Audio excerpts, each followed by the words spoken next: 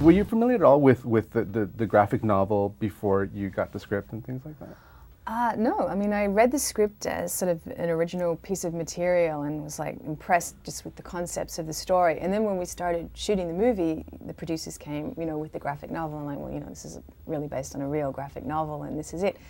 And I was, obviously very impressed with it. It's really well put together.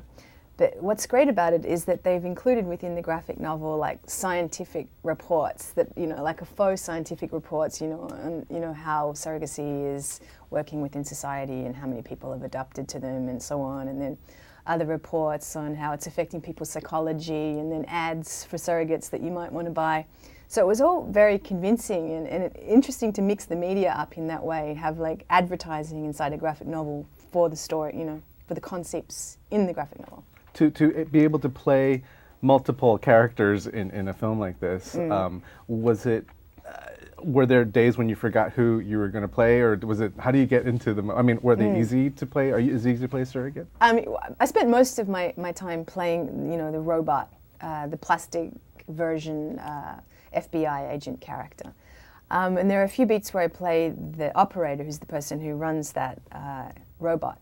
And it was really fun on those days because my character has this very different look, and we spent a bit of time in the makeup trailer creating that look, and it had like teeth and a false nose, and these things that were quite subtle, but they did have like a really kind of strong impact.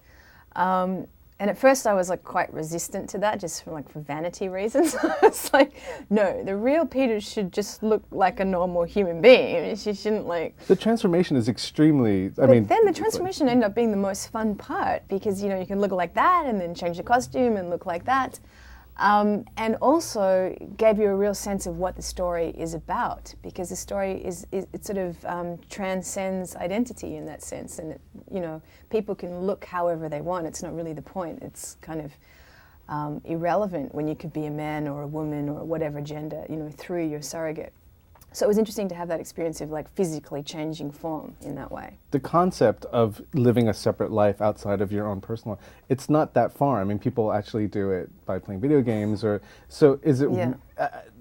How? I don't know. How real do you think this kind of this topic is, and what do you think it's trying to say then? Well, that's the strength of the film. I think is that it gives an amazing social commentary on a culture that we already live in.